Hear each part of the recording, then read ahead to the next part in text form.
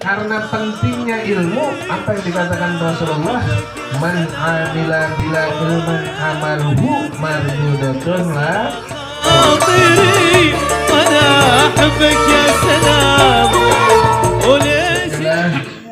Assalatu wassalamu ala asrafil anbiya Sayyidina Rasulillah Sayyidina Muhammad bin Abdullah wa ala alihi wa sahbihi wa wala.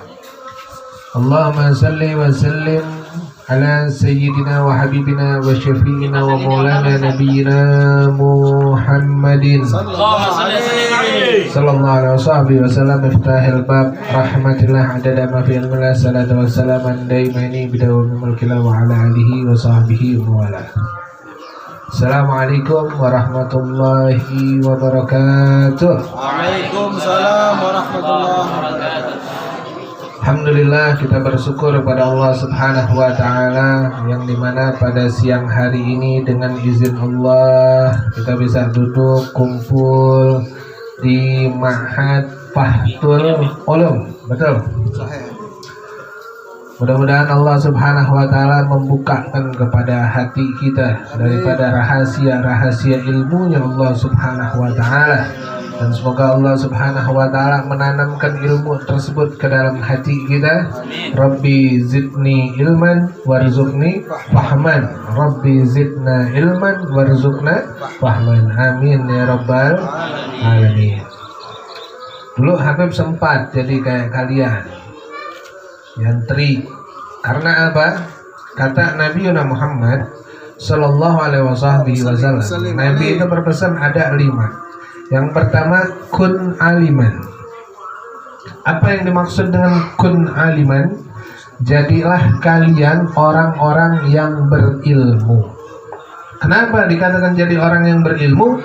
Kala Nabi Muhammad sallallahu alaihi wasallam, man arada dunya bil ilm wa man arada al akhirat bil ilmi wa man aradahuma bil ilmi. Kenapa kok Nabi mementingkan banget ilmu? Karena kalau kita mau dapat dunia itu harus dengan ilmu, mau dapat akhirat itu pun harus dengan ilmu. Siapa yang kepengen dapat dunia dan akhirat itu pun harus dengan ilmu. Karena pentingnya ilmu, apa yang dikatakan Rasulullah, man amila bila ilman amaluhu mardudatun la tuqbalu. Orang yang beramal tanpa disertai dengan ilmu. Nah, jadi ada orang yang beramal, dia berbuat amalan ibadah tapi tidak disertai dengan ilmu, maka amalnya ditolak dan tidak diterima. Nauzubillah min dzalik. Rugi nggak kira-kira? Kita udah beribadah, udah beramal, tapi amalannya nggak diterima, rugi nggak? Amalannya ditolak, rugi nggak? Rugi. Inilah pentingnya daripada ilmu. Bahkan Sayyidina Ali bin Abi Thalib karamallahu wajhah pernah ditanya, lebih penting mana antara ilmu dan harta?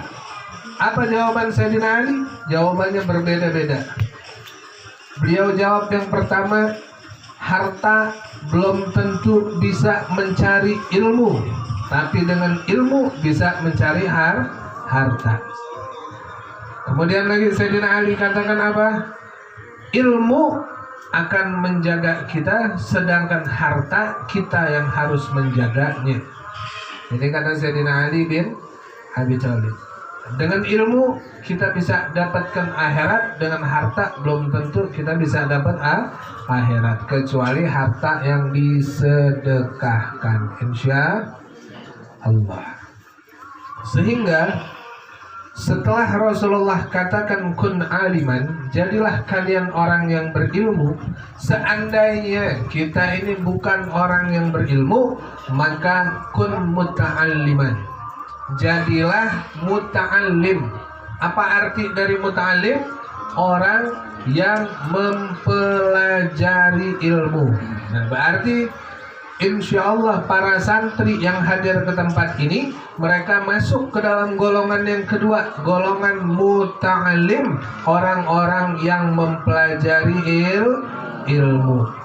orang yang mempelajari ilmu, apa keutamaan fadilahnya orang yang mencari ilmu?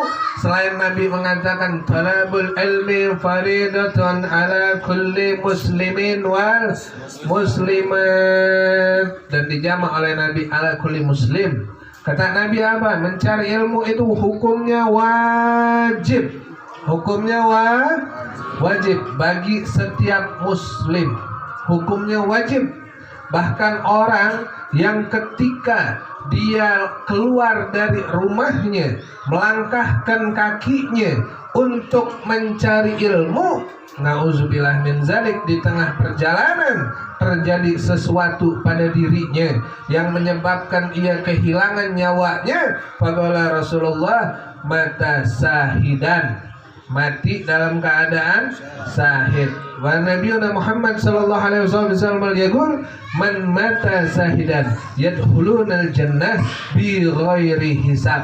Siapa orang yang mati dalam keadaan sahid, maka dia akan masuk ke dalam surganya Allah tanpa dihisab satu pun daripada amalannya. Subhanallah. Jadi betapa nikmatnya ketika kita menjadi muta'allim, menjadi orang yang berilmu, menjadi orang yang mencari ilmu. Bahkan di dalam kitab Ihya Ulumuddin, Al-Imam Al-Ghazali, beliau mengklasifikasikan 4 golongan. Yang pertama, orang yang tahu dan dia mengetahui bahwa dia mengetahui, itu namanya orang yang berilmu. Siapa? Ulama.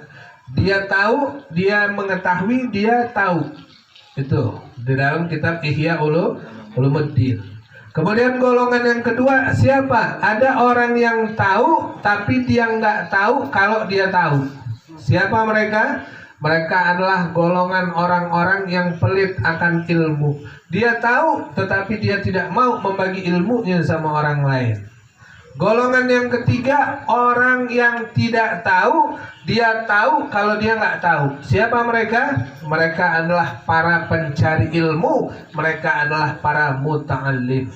Dan muta'allim dimuliakan oleh Allah Subhanahu wa ta'ala. Apa yang dikatakan oleh Allah? Yarfa'illahu allazina amanu minkum wallazina utul ilma darajat. Orang-orang yang dinaikkan derajatnya oleh Allah, yang ditinggikan derajatnya oleh Allah, siapa mereka? Mereka orang-orang yang beriman kepada Allah dan orang-orang yang berilmu. Mudah-mudahan semua santri yang hadir di sini derajatnya dinaikkan oleh Allah Subhanahu wa taala. Amin ya rabbal. Bukan cuma kalian yang derajatnya dinaikkan oleh Allah, tetapi kedua orang tua kalian pun derajatnya dinaikkan oleh Allah Subhanahu wa ta'ala. Pernah di dalam satu kisah Nabi Allah Isa alaihissalatu wassalam, beliau lewat di sebuah kuburan. Kemudian beliau mendengar di dalam kubur itu ada suara jeritan, ada suara tangisan, bagaikan orang yang sedang diazab di dalam kuburnya. Seminggu kemudian beliau lewat lagi, beliau nggak mendengar suara jeritan, beliau nggak dengar suara tangisan. Apa yang terjadi? Beliau tanya sama sahabatnya, kemarin aku lewat di sini, aku mendengar suara dari dalam kubur ini, orang yang ada di dalam kubur sedang diazab. Tetapi pada hari ini aku datang lagi ke sini, aku melihat dia mendapatkan nikmat dari Allah Subhanahu wa ta'ala. Bahkan kuburnya sekarang menjadi rodoh min riyadil jannah, taman daripada taman-taman surganya Allah. Apa amalan yang sedang dilakukan oleh anaknya? Ternyata anaknya sedang mempelajari kalimat, hanya satu kalimat, yaitu kalimat Bismillahirrahmanirrahim. Cuma belajar Bismillah aja, itu orang tua dinaikkan derajatnya oleh Allah. Yang tadinya diazab oleh Allah berubah menjadi mendapatkan nikmat dari Allah Subhanahu wa ta'ala. Makanya ada lagi golongan yang keempat, kata Imam Ghazali. Siapa mereka? Mereka adalah orang-orang yang celaka. Siapa? Orang yang tidak tahu, tapi dia tidak tahu bahwa dirinya tidak tahu. Jadi ini namanya orang sok apa? Sok tempe. Jangan tahu mulu ya. Jadi 4 golongan tadi, yang paling utama yang mana? Hanya 2 golongan. Siapa? Mereka para ulama dan para pelajar. Subhanallah. Artinya ketika kita duduk di sini, ini bukan sembarangan. Ini adik-adik ini semuanya lagi dimuliakan oleh Allah Subhanahu wa ta'ala. Bagaimana kita menjadi hamba Allah, kemudian diaku sebagai umatnya Nabi Muhammad Sallallahu Alaihi Wasallam. Kalau manusia cuma sekedar ngaku, gampang, betul. Habib misalnya, saya adalah anak dari Jokowi, boleh nggak? Ngaku boleh nggak? Atau adik ngaku, saya ini anaknya Jokowi, boleh nggak ngaku? Diakui belum tentu. Nah, sama kayak kita mengaku umatnya Rasulullah, kita mengaku hamba Allah, dan kita kepengen dapat pengakuan sebagai umatnya Rasulullah dan sebagai hamba Allah Subhanahu wa ta'ala. Bagaimana dapat pengakuan tersebut? Yaitu dengan menjalankan dan mentaati perintah Allah Subhanahu wa ta'ala, juga menghidupkan sunnah Nabi Muhammad Sallallahu Alaihi Wasallam. Bahkan saking pentingnya ilmu, Nabi pernah kan talabul ilmi walau bisin, carilah ilmu walaupun ke negeri Cina. Tapi maksud dari hadis ini bukan kita disuruh nyari ilmu ke Cina, tapi Cina di sini hanyalah sebagai kiasan yang maksudnya wilayatun ba'idah, tempat yang jauh. Jadi biar kata jauh, kalau di sana ada ilmu, datang. Dulu Al-Imam Al-Bukhari ketika beliau mencari daripada nasab hadis baginda Rasulullah, beliau cari sampai kemana-mana. Ada di sana orang meriwayatkan hadis, beliau kejar. Ada di sana orang meriwayatkan hadis, beliau kejar. Beliau mencari ilmu dalam meriwayatkan hadis itu, subhanallah, luar biasa perjuangannya. Kalau kita yang ada di sini hanya tinggal menikmati. Ada hadis riwayat Bukhari, ini ada jelas sahih dan hasan. Karena apa? Perjuangan dari Al-Imam Al-Bukhari dalam mencari ilmu hadis Nabi Muhammad Sallallahu Alaihi Wasallam. Al-Imam An-Nawawi Al-Bantani, beliau mengumpulkan daripada hadis Nabi, hadis-hadis yang begitu penting. Kemudian beliau bikin sebuah kitab, judulnya apa? Hadis Arba'in, 40 hadis arba'innya Imam Nawawi. Siapa yang hafal hadis tersebut, insya Allah setengah daripada ilmu sudah mereka miliki. Amin. Makanya di sini insya Allah ada pelajaran itu juga ya. Kemudian setelah Nabi suruh kun aliman au kun muta'alliman, yang ketiga Nabi katakan apa? Au kun mustami'an.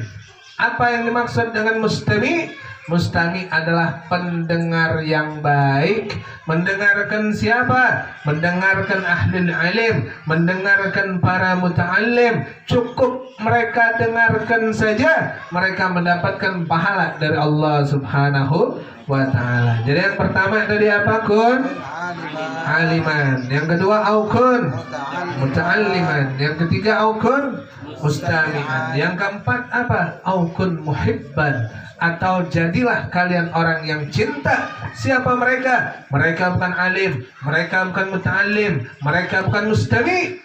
Mereka bukan masuk ke dalam 3 golongan ini, tetapi golongan yang ini yang paling mendapatkan kemuliaan. Siapa? Mereka adalah muhibban, orang-orang yang cinta. Cinta sama ulama, cinta sama pelajar, cinta sama orang-orang yang gemar mendengarkan daripada majelis-majelis ilmu. Cukup dengan cinta kita kepada mereka, maka Allah Subhanahu wa ta'ala memberikan ridhonya kepada kita. Pernah satu ketika di satu tempat, di satu wilayah, di situ gersang, nggak turun hujan sama sekali. Orang udah rame-rame, para ulama yang ada di situ semuanya mereka udah sholat istisqa semua, tapi hujan nggak turun-turun juga. Kemudian tiba-tiba datang seorang pemuda, pakaiannya biasa nih kayak beliau inilah, pakaiannya biasa, pecinya biasa, pakai sarung biasa. Tiba-tiba mengambil air wudhu, membentangkan sejadah, kemudian berdoa kepada Allah Subhanahu wa ta'ala. Cuma doanya beda sama doa kita. Kalau kita berdoa, ya Allah, karena kecintaanku kepadamu, ya Allah, kabulkanlah segala doa-doaku. Ini doanya beda. Ya Rabb, bihubbikali, ya Allah, dengan kecintaanmu kepadaku, aku mohon ya Allah, turunkanlah hujan. Tiba-tiba nggak lama awan jadi mendung, kemudian hujan pun turun. Orang-orang yang ada di sekitar situ bingung, nanya sama dia, dari mana engkau tahu bahwa engkau dicintai oleh Allah Subhanahu wa Ta'ala, sedangkan kami ini adalah orang-orang yang cinta kepada Allah, tapi kami tidak pernah merasa bahwa kami dicintai oleh Allah. Apa dia jawab? Bagaimana mungkin Allah Subhanahu wa Ta'ala tidak cinta kepadaku, sedangkan aku diberikan dua mata, dan mata ini pernah memandang seorang ulama besar yang bernama Syekh Abu Yazid Al-Bustami. Subhanallah, hanya karena mata diizinkan memandang wajah ulama, dia yakin dia dicintai oleh Allah Subhanahu wa Ta'ala. Apalagi kita yang datang ke sini, yang duduk ke sini, yang berkumpul ke sini, bukan cuma kita memandang wajah ulama, tetapi kita juga bisa memandang wajah guru-guru kita, wajah para habaib min zurriyatun nabiyuna Muhammad sallallahu alaihi wasallam. Dengan mata memandang wajah para ulama, insyaallah pandangan ini nyampe, nazrah ini nyampe kepada Nabiyuna Muhammad sallallahu alaihi wasallam. Walakun humsa fatahlat, janganlah kalian jadi orang yang kelima. Siapa orang yang kelima? Dia bukan muallim, dia bukan muta'allim, dia bukan mustami, dan dia bukan muhibban. Dialah orang yang celaka, yang hidup-hidupnya di dunia hanyalah sia-sia belaka. Nauzubillah min. Jadi kita beruntung duduk berkumpulnya kita di ma'had ini. Ini adalah ma'had yang diistimewakan oleh Allah. Ini adalah ma'had yang dimuliakan oleh Allah. Kalaulah ma'had ini tidak dimuliakan oleh Allah, tidak akan mungkin sampai zuriatul Rasulullah duduk kumpul bareng, makan, bersolawat bersama di tempat ini. Jadi semua yang ada di sini insya Allah mendapatkan kemuliaan dari Allah Subhanahu wa Ta'ala. Para sahabat di zaman Nabi Muhammad sallallahu alaihi wasallam, mereka kalau misalnya mengalami kesusahan, mengalami kesulitan, mereka mencari orang yang pernah memandang wajahnya baginda Rasulullah. Ketika dia ketemu sama orang tersebut, dia minta doain. Matamu pernah memandang wajah Rasulullah, tolong angkat tanganmu, doakan kami supaya kami lepas dari kesulitan ini. Angkat tangan, doanya diijabah. Karena apa? Matanya pernah memandang wajah baginda Rasulullah. Sampai ke zaman tabi'in, ketika mereka mengalami kesulitan, mereka mencari orang yang pernah melihat orang, yang pernah melihat orang, yang pernah melihat Nabi Muhammad sallallahu alaihi wasallam. Kemudian minta doakan, doanya diijabah sama Allah.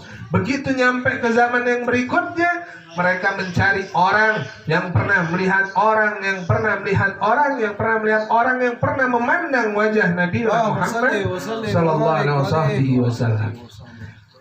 Dan insya Allah tangan para habaib, tangan para zuriyahnya Rasulullah ini jabat tangannya nyampe kepada Nabi Muhammad sallallahu alaihi wasallam. Bagaimana nggak nyampe? Dia mencium tangan daripada abahnya, mencium tangan daripada kakeknya, mencium tangan daripada njitnya, mencium tangan daripada orang-orang yang nasabnya bersambung kepada Nabi Muhammad. Artinya tangan ini berjabat tangan nyampe kepada tangannya Nabi Muhammad sallallahu alaihi wasallam. Asal kalian tahu, para sahabat itu kalau misalnya Nabi ambil wudhu, di dalam riwayat disebutkan tidak pernah setetes pun daripada wudhunya Nabi Muhammad sampai jatuh ke tanah, melainkan semua wudhu Nabi Muhammad ada di tangan para sahabat. Untuk apa mereka mengambil daripada wudhunya Rasulullah? Mereka jadikan sebagai minyak wangi, yang dimana pernah dikatakan bahwa dari Ummu Salamah, ketika diriwayatkan oleh Anas bin Malik, ketika Rasulullah menginap di rumah saya, kemudian ibu saya membawa satu botol yang kecil, kemudian mendekati Rasulullah yang lagi tidur. Ketika Nabi lagi tidur, tiba-tiba Nabi terbangun dari tidurnya, melihat Ummu Sulaim melakukan daripada perbuatan tersebut. Nabi katakan apa? Wahai Ummu Sulaim, apa yang kau lakukan? Apa kata Ummu Sulaim? Ummu Sulaim menjawab, "Ya Rasulullah, aku berharap aku mendapatkan setetes daripada keringatmu ya Rasulullah untuk kujadikan daripada minyak wangi ya Rasulullah. Karena demi Allah, satu tetes keringat Nabi jatuh di pasar, selama 1 bulan pasar tersebut wangi karena satu tetes keringat Nabi Muhammad sallallahu alaihi wasallam." Jadi beruntunglah kalian yang ada di ma'had ini. Karena apa? Ma'had ini insyaallah mendapatkan ridha Nabi Muhammad sallallahu alaihi wasallam. Allahumma salli ala sayyidina Muhammadin tibil qulubi wa dawaiha wa abdani wa sifaiha wa nuril absari wa diyaiha